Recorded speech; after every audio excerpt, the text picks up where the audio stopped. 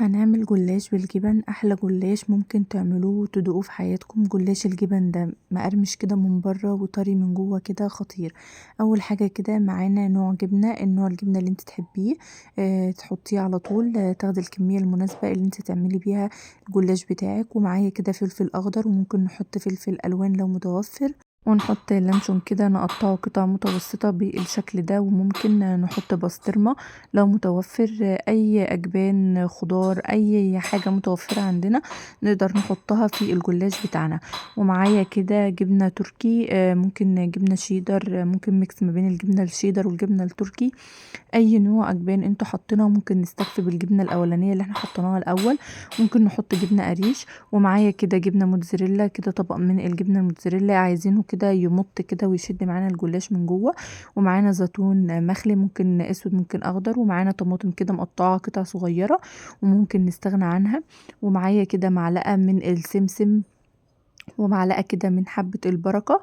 حاجه كده خطيره وبتخلي طعم الجلاش بتاعنا حلو جدا، وفي نفس الوقت مغذيه جدا للاطفال، وليها فوائد كتير السمسم وحبه البركه بتاعتنا. ونقلب كده، وممكن في الوقت ده نحط معلقه زيت زيتون او معلقه زيت عادي، اي نوع زيت انت حابه تحطيه، او معلقه سمنه حلوه كده. انا استكفيت بالخضار والجبن وقلبتهم في بعضهم كده بس.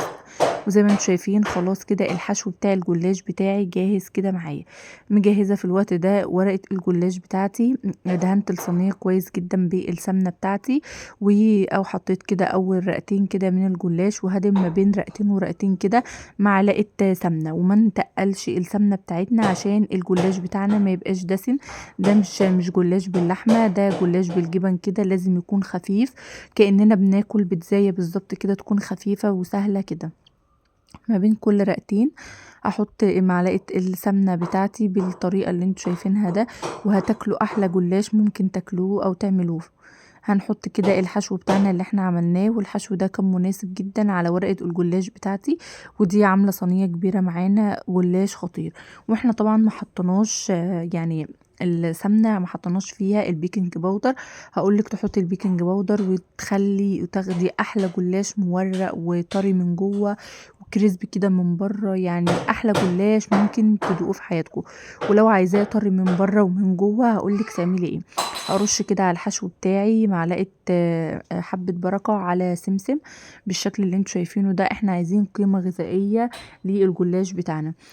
لانش بوكس بقى للاطفال، غدا عشاء، حاجه كده خطيره خارجه كده وعايزه تاخديه معاكي، فهو خطير جدا ومناسب جدا للعزومات، فهو حاجه حلوه قوي.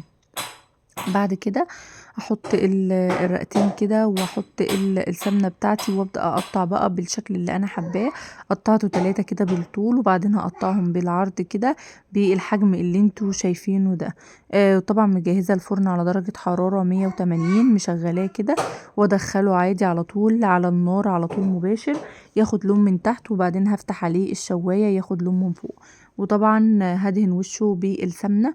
وقبل طبعا ما ادخله الفرن هرش عليه كده من فوق رشه فلفل رشه حبه بركه وسمسم، وادخله الفرن بتاعي. وبعدين هعمل الخليط اللي هسقي بيه الجلاش بتاعي عشان يطلع معايا مورق وطري وحلو.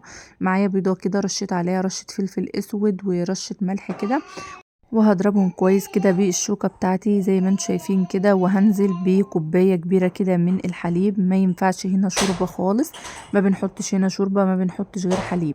وهنحط معلقة من البيكنج باودر كده في اللبن، هتاخدي احلى جلاش مورق وطري، حرفيا دايب دوب كده، هتاكلي احلى جلاش بالجبنة.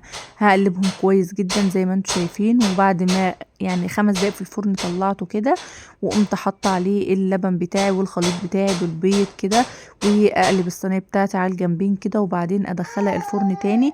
مش هتكمل 10 دقايق، 10 دقايق كده في الفرن، يعني من 10 ل 12 دقيقة. وارش شوية يعني حبة بركة تاني، وسمسم بيبقى طعمه خطير قوي. وطلعته بعد 12 دقيقة من الفرن، وسبته كده يهدى مع نفسه، وغطيته. لو انت عايزاه وشه طري من فوق، لو عايزة وشه كريسبي كده ما تغطيهوش وسيبيه. وطلعيه كده حرفيا بتاكلي يعني بيتزا أحلى من البيتزا 100 مرة كمان، يعني حاجة كده خطيرة ريحتها حلوة أوي، يعني ما تصدقيش إن دي صينية جلاش بالجبن، يعني حاجة كده اللهم بارك جميلة أوي. قطعة بتطلع بقطعتها، متماسك الحشو فيها ما بيقعش منها خالص، من غير زيت من غير أي حاجة، السمسم وحبة البركة اللي احنا حاطينه عليها كده ثابت من فوق. عايزة تدلعيه بقى حطي له صوص كاتشب كده أو أي صوص انت بتحبيه. حاجة كده خطيرة، أحلى صينية جلاش بالجبن ممكن تقدموها وتعملوها وتاكلوها كده. هي اقتصادية جدا، ممكن تحطي فيها بواقي التلاجة اللي عندك كلها، يعني حاجة خطيرة، يعني هتعمليها بكل سهولة ومش هتاخد منك أي وقت خالص.